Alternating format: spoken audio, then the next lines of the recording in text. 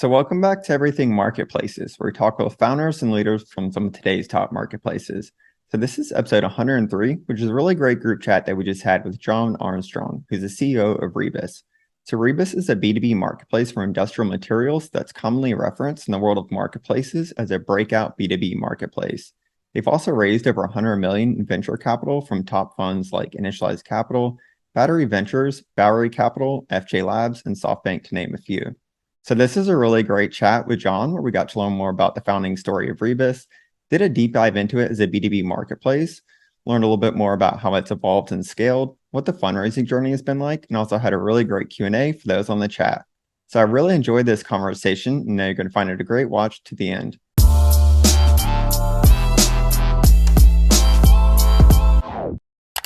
So John, welcome to the group chat. And, Reibus comes up regularly in the community. And we also first got to hear about it from Lauren Straub from Bowery Capital on a recent group chat.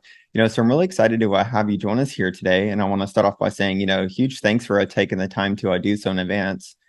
So looking forward to learning more about Reibus as a breakout B2B marketplace in more detail. But before we jump into things, I think it might be great if you can start off by sharing a little bit more on your background, though, for those that don't know you. Yeah, great. Thank you. So as you can probably tell from my accent, I'm not from around here, right? I'm not a Georgia boy. I grew up in Scotland originally, and I didn't actually have a career plan. My goal was to become a professional cyclist, and I failed at that, right? I didn't make it. I got pretty far. I ended up representing my country, right? So I did a few international races, but I didn't make it. The closest thing I had to Lance Armstrong was the name recognition. I didn't have his talent or the special sauce that he used to use, right? So I was failed at that. So I had to get a job. That's all it was. I just had to get a job and start making money so I could live. And straight away, I was kind of thrown into supply chain. One of my first roles was understanding inventory management, forecasting modules, and I'm pretty old, so this is a long time ago, right? So the very beginning of technology and how we use that in inventory management. And then from there, as my career progressed, I was always been in distribution and supply chain. And it was always the biggest hurdle to success, right? And I didn't actually really recognize that till later.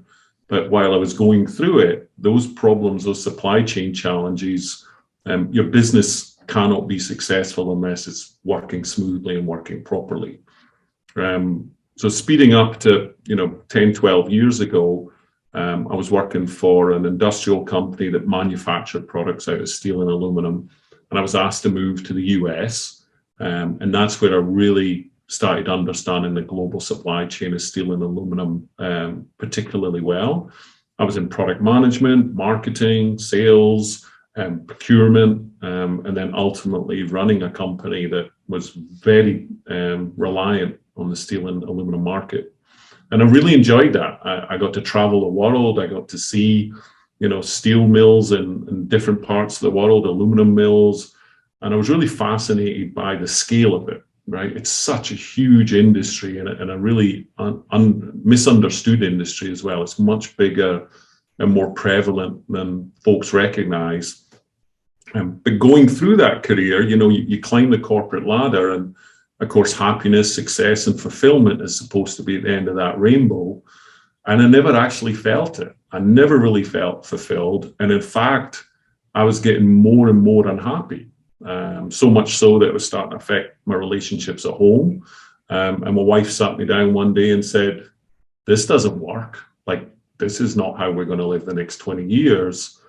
So that was the bolt of lightning that started Reibus, right? The actual pursuit of happiness. It wasn't about building a company, building a startup, getting funding. None of that was behind the reason to start in Reibus. It was the things that were most important to me, my family and having a good life.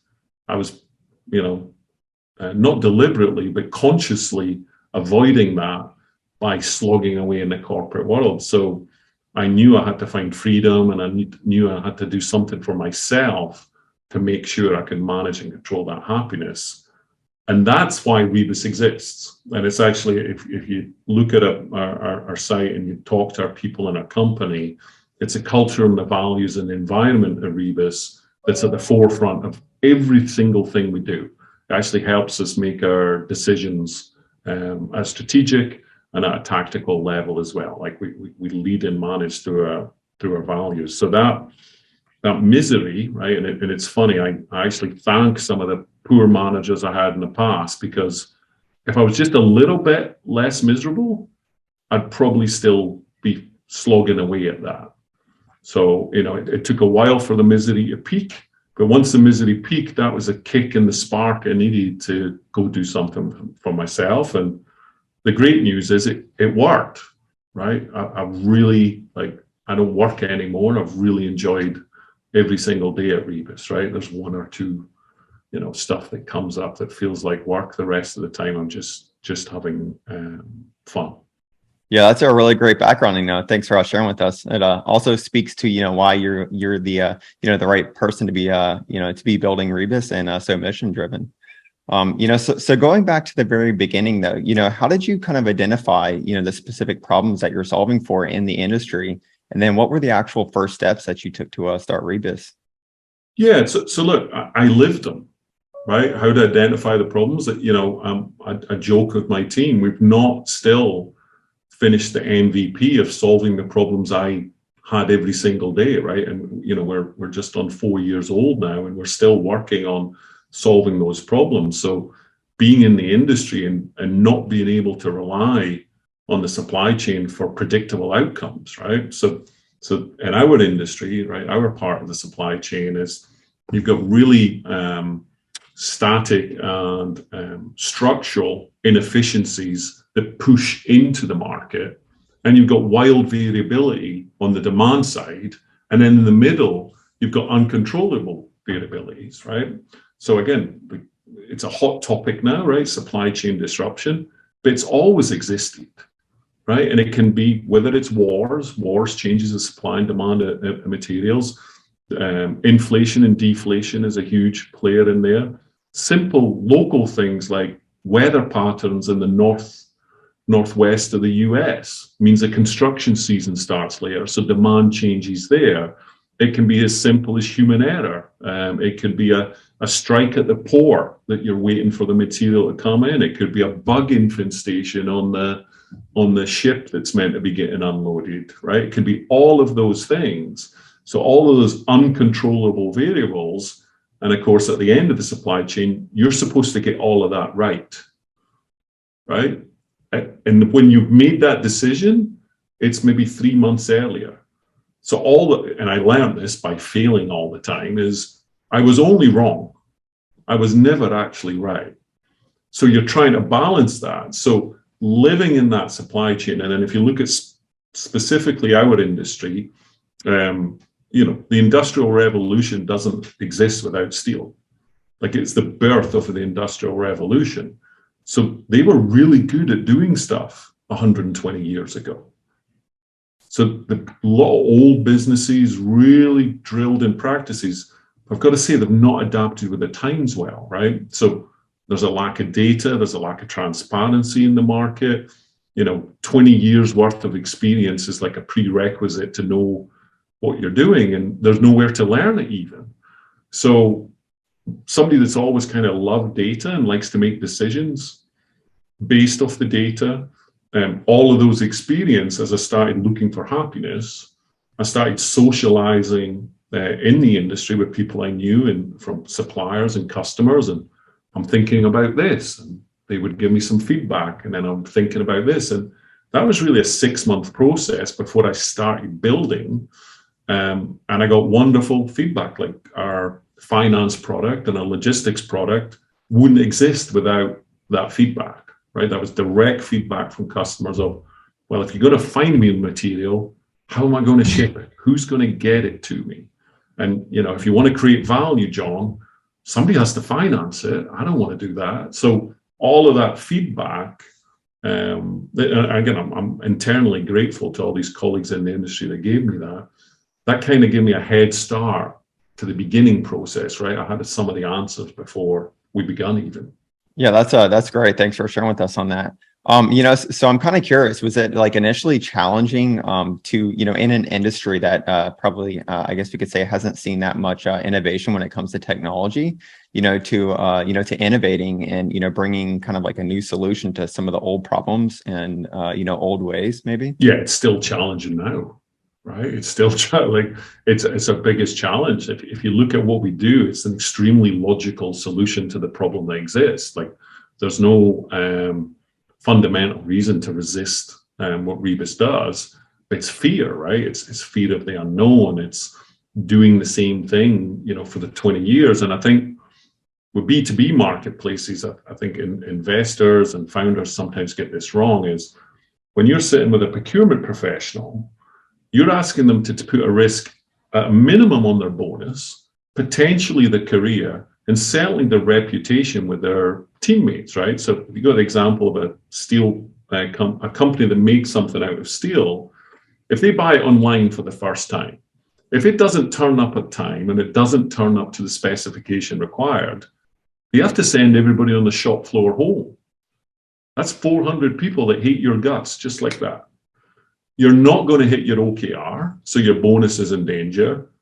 And let's just say you've made a couple of other mistakes before, you might lose your job.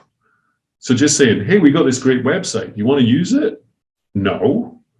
That's an obvious first answer. Why would they take that risk, right?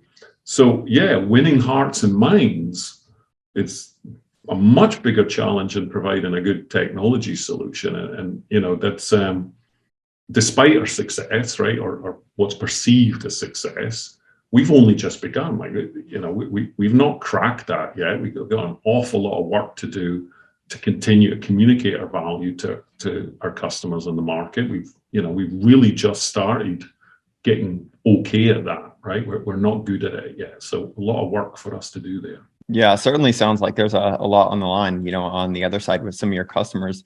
Or maybe, sorry to interrupt, but maybe there's like, some of our customers supply large OEMs, like automobile manufacturers. They got financial penalties that can destroy their businesses if they mess up that supply chain. So, it's a big trust, right? There's a big change in the mindset, and you're also breaking a 20-year habit, right? It's very logical to stop smoking. Just stop smoking. People don't do it, right? It's really difficult because it's a long habit. Stop what you're doing for the last 20 years in procurement. Stop what you're doing the last 20 years in sales. Sure, John, you sound great.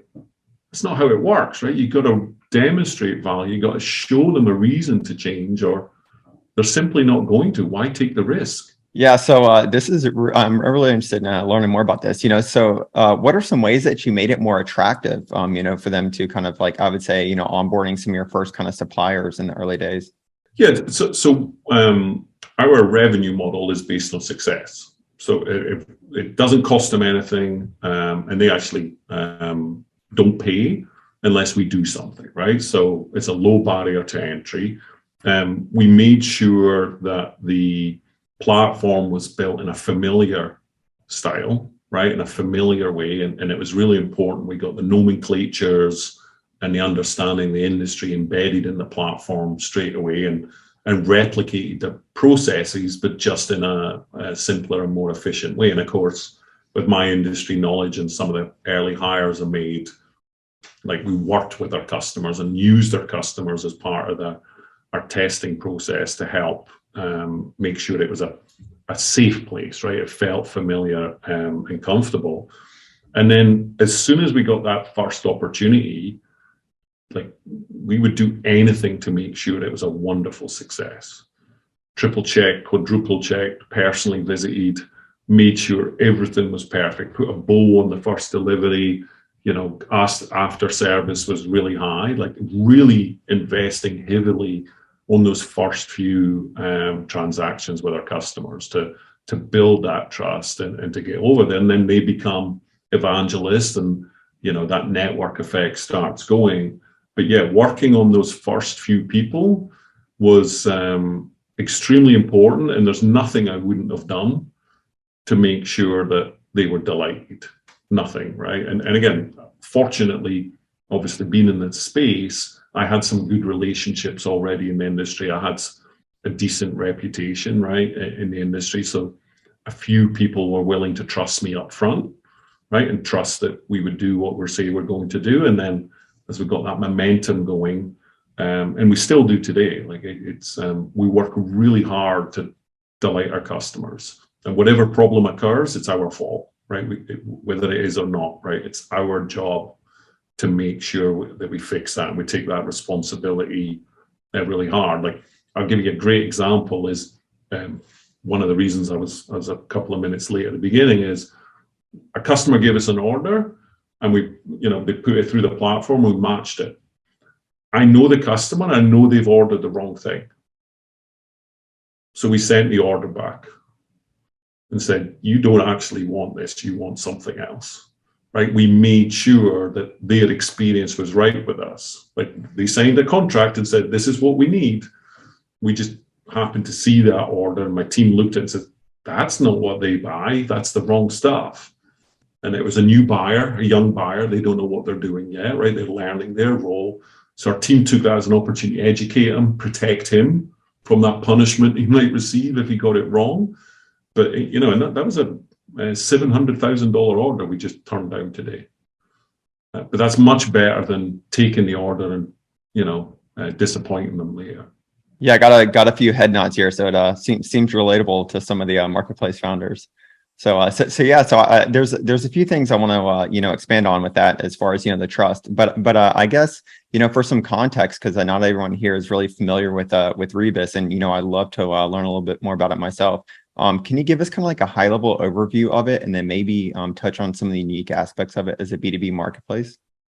Yeah, so there's a couple of things to understand about it, right? So our customers are the raw material customers in the aluminum and steel space. We're actually expanding into other metals. We're doing red metals now and other products, but in the core, it's steel and aluminum, right? So steel and aluminum in the raw form, so that's before it's made into a thing, before it's made into a car, before it's made into a roofing panel. So these are coils and sheets and bars that are coming out of steel mills or aluminum mills, and they're going to global, national, regional distributors, or they're going to large manufacturers, right? So that's where we're operating in. So it's before it's made into a thing, right? It's that raw material. We operate right now, our core business is North America. So here in the United States, Canada, Mexico, we do actually operate on a global basis. So steel and aluminum is a truly global commodity. Much of the steel in the world is manufactured in China. It's almost 50% of the production capacity of steel is actually made overseas in China. But steel is bought and sold, and aluminum is the same all around the world, right? So we're buying steel from Japan and we're shipping it to Nicaragua. We're buying steel from Turkey and moving it to Canada. We're buying steel from India and moving it to Belgium, right? So it's totally global on nature. It's a very large market. It's a couple of $1 trillion market globally, right? So if you zoom out, and I always tell people, new employees when they come here, once they work here, they realize how prevalent steel is, but it's in all your appliances at home. It's in all your technology at home. It's in the knives and forks that you use to eat your food that came out of a can that's made from steel. It's in all your transportation. Transportation doesn't exist without steel and aluminum. None of it exists without it. It's in every building that you're in, right? So it's the infrastructure of the world, right? So it's just absolutely everywhere, and that's what makes it global. So we work on those across the world in that sense. It's a market where we found that we had to add the value of managing the transaction, right? And it's I think that's something that really helps set us apart. So when somebody comes to the platform and they list something for sale, or they're looking for something to buy, if they decide to sell it or buy it, we actually buy or sell it for them. So we're the customer and we're the supplier. So somebody posts an RFQ, they're looking for some steel, they find the steel from another supplier, they send us the purchase order, we send the supplier the purchase order, the supplier invoices us, and we invoice the customer, right?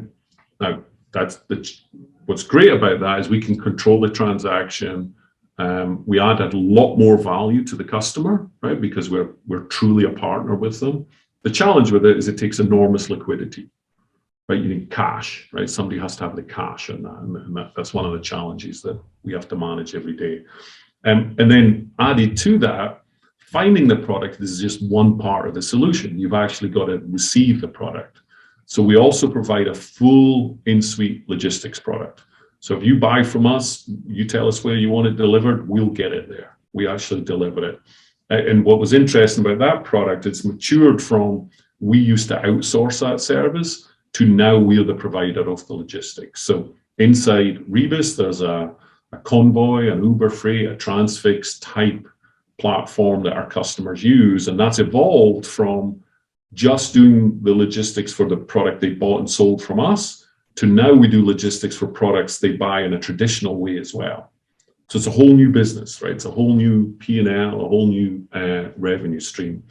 And then the financing part, that trade credit part, that's also evolved into a product where we offer them flexible payment terms. So like Resolve, for example, out in San Francisco, they do B2B payments or approve. We have that same product inside Reibus as well, giving our customers flexible payment and liquidity solutions for their supply chain. So what started as it's a marketplace, because we chose to add the value of logistics and financing, actually created two new whole product lines and two new revenue streams for us. So at what stages did you kind of move from beyond kind of being, the marketplace to then introducing kind of logistics and then eventually financing? Yeah, so we always, and this was really difficult. So at the beginning, we actually always did it. We just didn't do it ourselves. So we did always finance it. So the very first transaction, I had to give the buyer and the seller 30 days of trade credit. I cashed in my pension in the UK to do that. That's how we did that. And then we got a really big deal at Christmas Eve and I had to cash it in again. I don't think I told my wife about that one, but we did do that. I sold my house. I had a house in the UK. I sold that too. So, at one point, I think I had about $1.5 million of my own cash and receivables in the business to get that liquidity going. And then you build trade credit and it starts to flow from there. And then, again, on our first order, it was one of those, oh no, I have to ship it. How am I going to do that? So I called some people that knew something about trucks and I found a truck and I figured out how to ship it. And that became our logistics department. And once it was a department, we started looking at it and it became a product after that, right? So we did it straight away. So we've always offered the value, turning them into sellable products. That's happened in the last kind of 12 to 9 months. Yeah, I love the stories. That's probably the first though, as far as on the financing side, right? Like how you actually introduce financing. It was stressful, man. I promise you. Like we got a deal at Christmas. It was like 3 days before Christmas, and I'd used up all the liquidity. And I took the deal. Right, my sales guy's like, "Should we take it?" And I just take it. We'll figure it out. I ended up having to borrow the money off a benevolent friend of mine. He wrote me a short-term loan, and that's how we did that one. Like they were tough times. That was all before we took any funding, right? So they were tough times, but it's worked out. Yeah, you definitely have some pretty incredible investors, today, and I believe you've raised over $100 million in venture capital. Yeah, about that. Yeah. So what has the fundraising journey been like? Non-typical, right? So I'm a Scottish guy. I'm in the steel and metals industry. So, and I'm old, right? I'm a 50-year-old dude. So hardly a sexy founder, right? For a traditional Silicon Valley organization, right? And I remember, I think I was reading about Airbnb and they were like, we were willing to get 100 no's before we'd get the first yes, right? So I turned around to my small team and says, you know what, I'll do 500, right? I'll do 500 until we get to that node.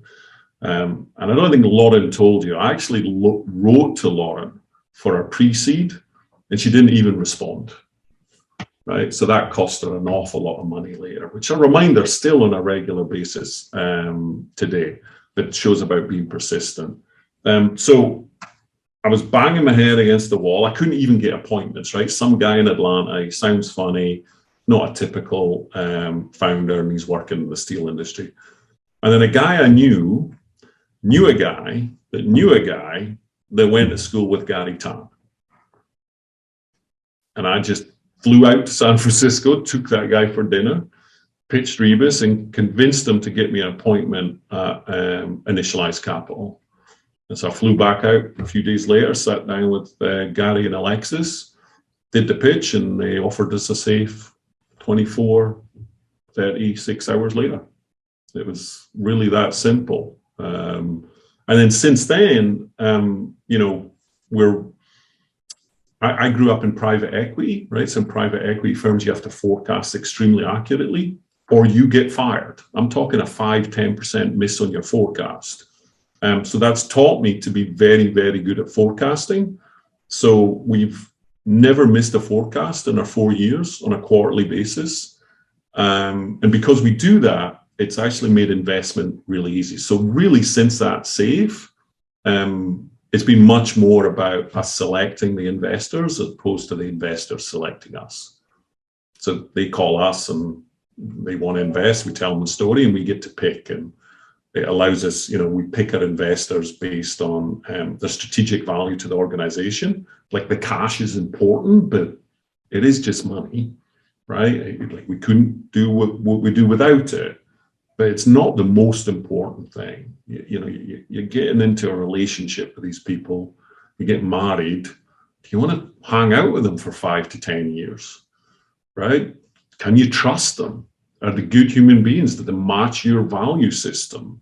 Like it's important because not everything will be perfect, right? Stuff will go wrong, and you'll find their character out when that happens, right? So we've been able to pick and select the right people, the right human beings first, and then the folks with the right expertise. And for us, Bowery, so Lauren, was really important. Like I didn't give up because their investment thesis is heavily based on B2B marketplaces, actually understands the space really, really well. So I don't have to explain it every single time we talk. And we've been really fortunate to secure some of the brightest and best. And we've also turned down some of the brightest and best because we didn't see them as the right cultural fit, or, you know, their mission for the business was misaligned with ours. And it's okay to say no, right? It's actually better to do that than to get married and regret it, right? Yeah, certainly. You definitely have a great cap table that's you know pretty well experienced when it comes to marketplaces today. Yeah, the right people. And you know, if you look at SoftBank, right? Why do you take SoftBank? Well, they're global in nature, right? We do want to expand into Asia and into Africa, and they're one of the few truly global startups. Have obviously got significant liquidity. We require liquidity to do it, and we've got a great history of taking companies public. And as you go through our cap table, that's, you know, I can give you a story like that for everybody that's in there. And as I say, the people at those firms we get to work with are first and foremost really good human beings, right? The people we want to hang out with are people that are genuinely interested in my people in the business. Yeah. So we have some questions here from founders. So I want to make sure we can get to that. But, you know, right before we do, so you have some pretty incredible experience, of course, with Reibus, you know, building and scaling a very impressive, you know, B2B marketplace. So do you have any tips for maybe earlier stage B2B marketplace founders that you might want to share? Well, I think you got to think about your own journey, right? My journey isn't yours. Like all the circumstances, all my experience, like everything that got me to beginning Reibus was my thing, right? So find out what you want. Find out why you're doing it. Like it's got to be your passion. It's got to be your thing. And I think, please don't be doing it because you want to get rich, right? That would be the wrong motivation, right? Because you're going to have too many headaches to make that worth it, right? You're going to have a passion for doing it. So don't follow somebody else's path, follow yours. However, I think looking at other marketplaces, like people come to us with acquisition opportunities and stuff, I think too often people will build a product and hope it fits, instead of really, really making sure you're building it for your customers, right? And what was lucky for me, and I still talk about with my product team today, I'm still building product to do the things I wanted to do when I was in the role. I'm still building solutions for real, live, tangible problems because I lived them, right? I truly lived them, and I was like, I wish I could find material online quicker. How do I learn this new thing? So we're still building products for real life problems, and it's far better to slowly do that than to rush out, right? And I've certainly been a big fan of everything we've launched as MVP, right? Get it out, get the feedback, iterate from there, and then don't be afraid to say no. All right, I was really proud of my team the other day. So we do a logistics business, and our thesis behind that is it's another value-added service for our core customers that makes them have a more regular touch point with their business on a daily basis. So we've got an opportunity to do $400,000 worth of shipping outside our space. So we said no. Revenue would have been great, right? And I think we're making like $40,000 of profit on it. So that would have been nice. But we would have deviated from our mission. We'd have deviated from what we're trying to achieve. And while those shiny opportunities are there, you're just losing sight of what you're trying to do. And then the final thing, and it is the most important thing at Reibus, is every ounce of effort, every dollar I've invested in culture has given me a 10x refund. 10x. Making sure that the folks that join the organization understand what it's like to work here, what the behavior patterns are of successful people at Reibus, what the expectations and culture are. It's like 3 months in, there's only 3 of us at the company. We wrote down our cultural values then, right? And every single hire, everything we've done internally for our folks has been based on that since then. And it works. It totally works. Like, I just get energized and enthused, and people think, oh, it's very great that you're kind and generous. This is a business decision. Every hour I put into it, I get $1 million order. So let's put 10 hours into it. Oh, more orders, right? So really, like, find your cause, find your purpose, and get focused on that. Good stuff will happen if you stick to it. Don't say yes too quick to stuff. Oh, I love it. We definitely needed to hear this. So cool. So we're going to jump into questions. Hey, Asal, do you want to jump on? Yes, sure. Hi, John. Thank you so much. Hi, can you hear me? Yes. Thank you so much for sharing your story. I'm a huge fan of Reibus, Geometry, and the thing that you're doing to revolutionize the manufacturing. I know firsthand it's really, really difficult. I'm trying to build manufacturing for consumer goods, and I've been speaking day in, day out with hundreds of manufacturers and super fascinated by the opportunity that exists. I love the fact that you prioritize long-term value over short-term gains. Can you talk a little bit about how were you able to kind of, convince investors to look at the mission and the vision that you have for Reibus, specifically within a manufacturing? It's very hard to break in, as you mentioned. Basically, it's a habit that you're breaking, and the opportunity is ginormous, because like I sit in factories and I figure out like, how am I supposed to like simplify all of this? But how are you able to kind of, put that, and convey that message to investor? Because it's not something that you can create an MVP and you just, you're done with it. Number two, how did you think about take rate from day one? Specifically when it comes to kind of, manufacturing businesses and like kind of connecting the supply and demand together. Because what I understood, the financial services and other ancillary revenue streams were introduced later on. But then how do you think about the take rate, or do you think about the take rate from day one? Yeah. So that's a lot. I think that you sneaked in 4 questions there. Well done. Right. So let's break them down. So yeah, we thought about take rate straight away, and we don't actually set it.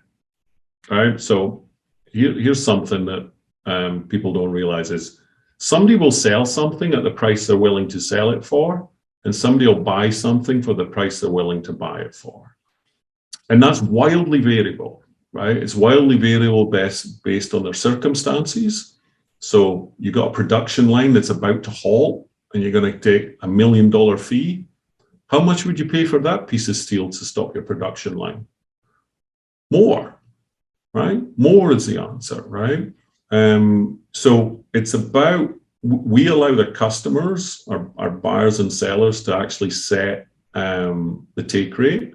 And we made significant take rate on our very first order. Like I want to say our margin, our take rate on our first order was $25,000 on our very first order, right? So we don't actually work on percentages. And again, I've had to work with investors a lot on this. Like we don't talk about long-term value. We don't talk about CAC. We don't talk about ROI on that, because every single the first transaction, our customers are 4 or 5x ROI. So why measure it?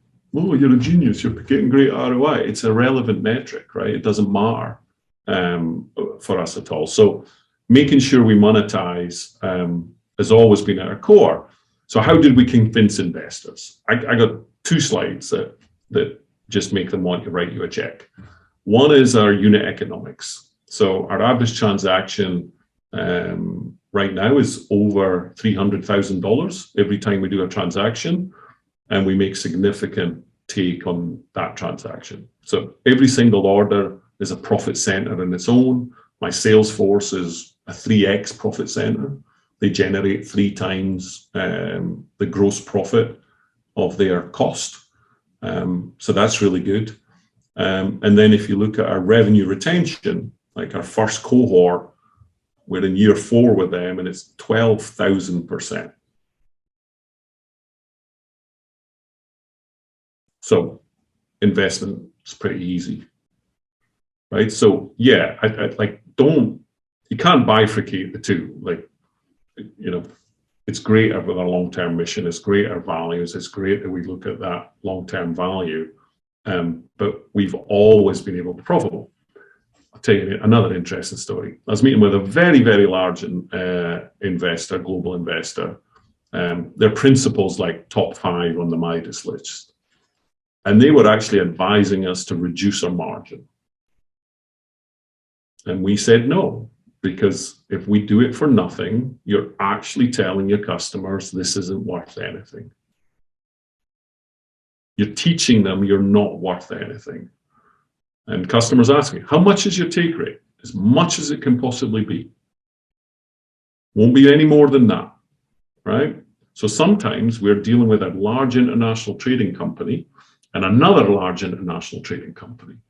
How much margin as a percentage do you think we can make in there? Not very much. But it might be a $10 million deal. And 3% of 10 million is quite a lot. So we'll take that, right? And we'll use that to invest back in the business. So yeah, it's about that. And then again on the, I think the question, how do you get this kind of older industry that's been doing it for 20 years to change your mind is, it's just hard work, right? That's my sales team's job is, one of our frustrations is we have RFQs that are pre-qualified, pre-budgeted with a purchase order behind it. And we send it to sales teams in the steel industry to say, we want to buy exactly what you sell at the price you want to sell it from. and they won't respond for 4 days. Huh.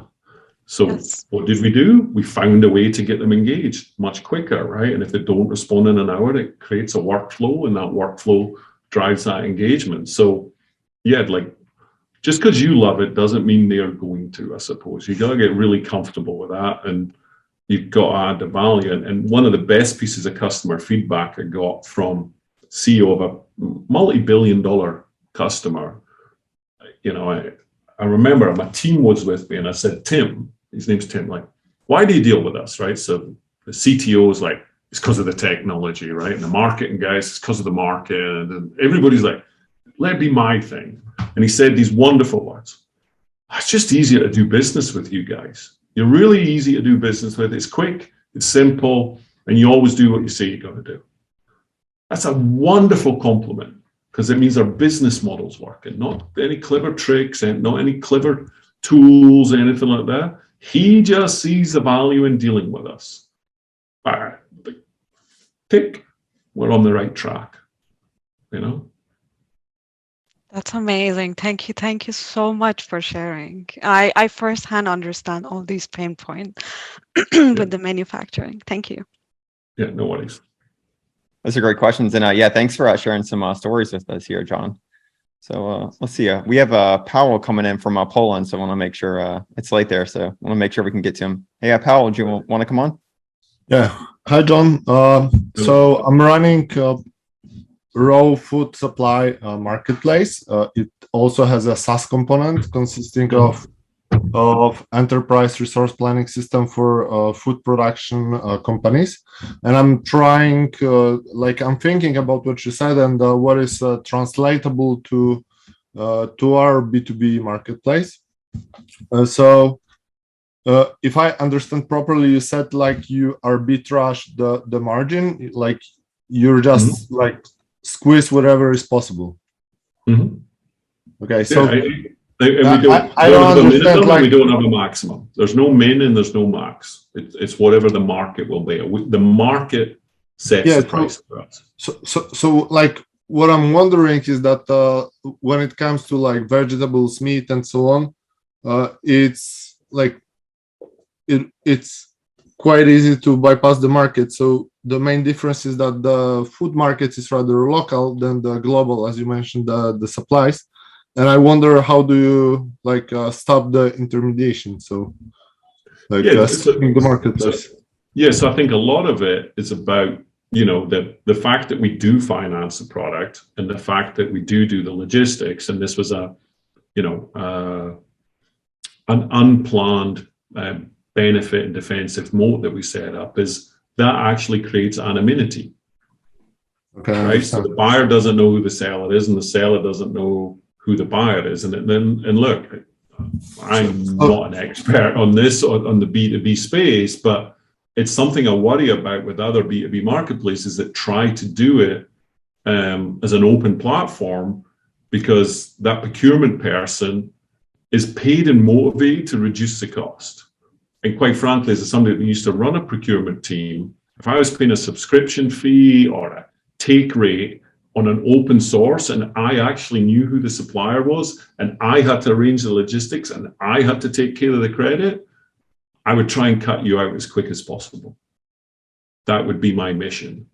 So I think particularly in those local markets, and it's funny, Steel's global, but it kind of operates in 300 to 400 mile circles, right? Because it takes a lot to ship, right? So people knew it. And through our marketplace, we have direct competitors in the same town buying and selling to each other, right? So, you know, and it's funny, I use grocery analogies quite a bit with investors because they understand it better. But it's like, if Kroger here in the US runs out of red apples, the person most likely of exactly what they want, exactly where they need it, is the Publix stores across the highway. But how's that transaction going to work? Hey, Publix, can you send me some apples? Or like, nobody wants to do that, right? You're dealing with your competitor, you're sharing potentially proprietary information, you're maybe, you know, going against some anti-competition laws. There's all sorts of pitfalls with that. But because we have the anonymity, if we were in the red apple business, those two could buy and sell from each other, right? So maybe that's something to think about. It's having that full solution, because if they have to go pick it up themselves, they now know who to call if they run out of materials or they need to find it, right? You're encouraging your customer to bypass you. So I have two more questions, actually. One is the bribes are really popular on the food market among the chefs and so on. And my question is the situation similar in the steel market, that there are like deals done between the employees and like bribes are paid to secure the deals between the suppliers and the buyers?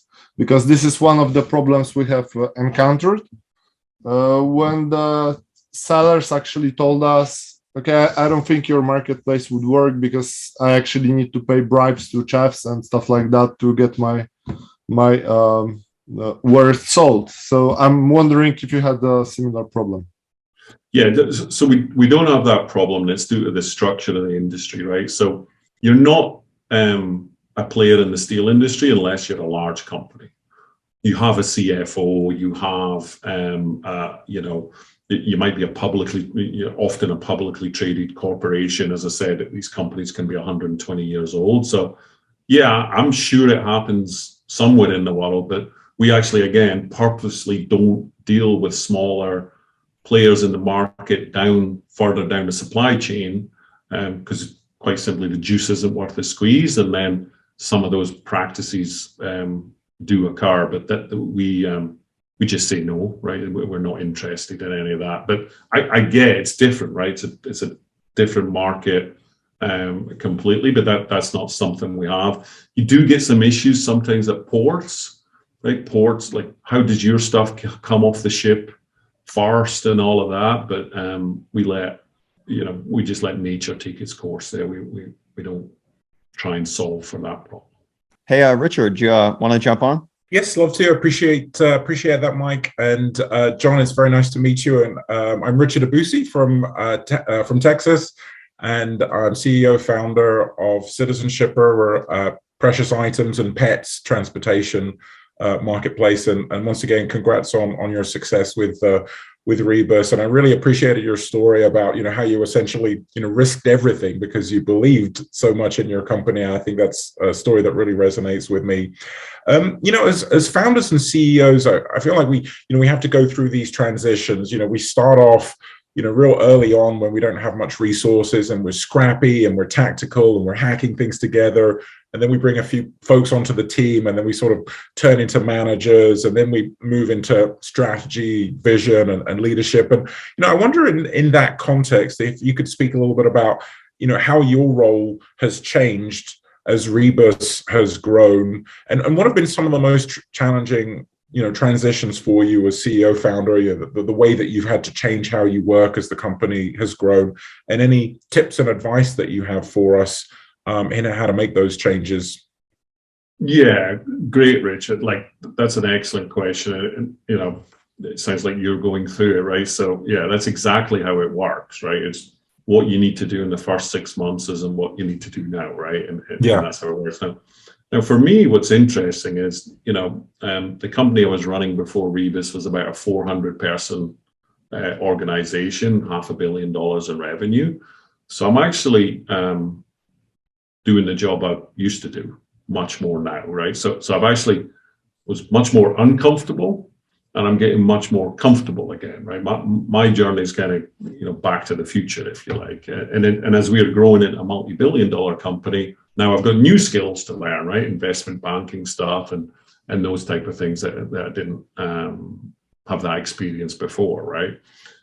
So yeah, I think it's about recognizing that you got to make decisions and actions what's right for that situation and that time span and maturity of the business. And I actually got great advice from an investor. Is like, we work on an 18-month plan with a quarterly cycle, right? So we're a quarterly business on 6 quarters. So we update on an 18-month cycle. So my role changes 3 times in every 18 months, right? That's the rate of growth that we're going through. So every 6 months, my roles changed, and it's about finding the time and finding the space and being really honest with yourself about, what it is the company needs from you now. It's not what you need, it's what they need from you, and then assessing your capabilities and your skills to be able to actually do that. And it's not everything.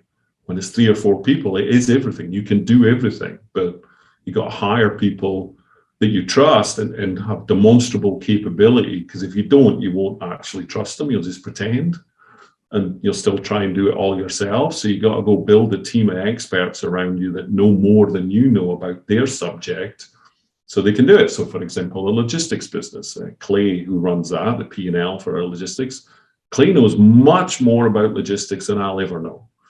So Clay runs logistics. I guide him, I give him advice, he comes to me for what he needs to be successful. That's about it. That's it. I'm not building it, he's building it, right? He knows how to do it. So I think it's adjusting to the situations, and 6 months is the right cadence for us. It might not be for your business, it might not be for anybody else's, but finding what that is and then being really honest with yourself. And then one of the reasons I'm happy at Reibus is it allows me the time to really focus on continuous learning. I'd never raised money before. I'd done Reibus from a VC firm. I'm all right at it, right? I've learned how to do that, right? So, and how did I do that? I did a ton of reading. I'd listen to podcasts. I'm obsessed with Reid Hoffman's Masters of Scale and, all of those things. So I'm out there grabbing as much information and knowledge. I'm asking questions. I meet other founders. I ask investors. Every time I talk to one, it's like, how did I do? Why wouldn't you invest? What can I learn from this? And just being really open to learning and finding out what you're good at and really focus on what you're good at. Like, don't try and become an expert at stuff that you're not tuned in to do, right? Like, do your thing really well and hire the people to do their things really well. And I think that's where the scaling comes, because I can't do it all, right? I'm not, this is a hard truth. I'm not capable enough. Never mind time, I'm not good enough. Mm-hmm. You got to go hire people who are good enough to do it. Good. Thank you for the great advice, John. Really appreciate it. And I've just started reading Masters of Scale as well. So it's good to hear that as well. Yeah, we have a great book club here at Reibus. Like we're churning through, Great to Great's my current favorite for any. Mm-hmm. It's really good how perseverance and passion, that's the 2 things I really took away from that. Is it's not grudgingly perseverance, like, we'll keep going. Like you gotta love it. You gotta love the grind, and that's how you get through stuff. Did you say grits and grapes? Grit to great. Grit to great. Got it. Thank you very much. Richard, with your accent, I thought you'd understood a sweaty sock before, right? I've been out for 20 years. I left for Texas in 2002, so it's been a while. There you go. Thank you again. No worries. Yeah. Thanks for the great question, Richard. So you always come on and ask the questions that I forget. So. Oh, good deal. Thank you very much. Appreciate it, Mike. Yeah. Awesome. Well, John, this is a really great chat. So thanks, for taking the time to join us here. So we're almost out of time. One last question that I had for you. If you were to go back to right before you started Reibus, what would you tell yourself specifically about marketplaces? That's a great question. So you're asking, like, knowing what I know now, what would I tell myself different? Yeah, about marketplace businesses specifically. Yeah, it's not the technology, it's a value, right? They don't really care. Like, I'm so proud of our efficiency and our process is driven by a really smart data matching tool. It's like a dating website for raw materials. So it's super accurate. It's like 98% accurate every single time. We've spent years getting that, and it's much better. Nobody cares. Do I get what I need when I need it? Have you solved my problem? Can you do it and repeatable? Can I trust you? That's what they care about. So make sure you're getting that value feedback from the customer they don't really care how it works. They just want to know it does work. So I've been distracted, I'd say, on like trying to make something really clever. Not too much, but a little bit. And that was a waste of time. Just, does it produce the value that they need? And then stealing from masters of scale. Figure out how to do it, and then figure out how to do it at scale. Don't try and figure out how to do it at scale up front, because you can't be nimble, you can't be agile, you can't pivot or reset if you've invested a ton into it. So do it manually, like figure out how to do it manually. Does it work? And then bring in the scalability, because I don't know, you don't know, we don't know what they want, right? We're just guessing. So you'll figure it out when it hits. So yeah, I'd be a bit more different there, and yeah, get ready. It's hard work. I think that'd be the other thing. It's hard work. Yeah, definitely. Well, thanks again for taking the time to join us. And then last but not least, time for a quick plug. Where can we keep up with you at? Good question. So we don't do much of that kind of self-promotion stuff at all. We kind of, like, our market's small, so we kind of focus them. But yeah, I've actually hired a communications manager who's starting a couple of weeks, right? So we'll actually watch his space, I suppose, when it comes out. But yeah, we do. We're starting to do more on the external communication. So how's about I come back to you guys when we get that set up, right? We've really focused on our customers thus far. We don't work on that too much. So I'll come back to you with a better answer on that. No, that sounds great. So you'll have a bunch of marketplace founder and team fans here waiting. So yeah, okay, we'll get it set up. But look, guys, like, don't think we figured it out yet. Like we're just. It's funny. I think I'm at the beginning and I'm 4 years in. Like, we're just starting to figure it out, and it's taken 4 years to just figure it out. We've had some success along the way, but right, and I can't see the horizon. Like, I don't see the finish line anywhere soon, right? It's a long way off in the distance. So don't lose, like, persevere, right? If you keep going, it will come. It will come eventually. Just sometimes it's quicker than others. That's it. Awesome. Well, thank you again. And thanks everyone for joining in the great questions.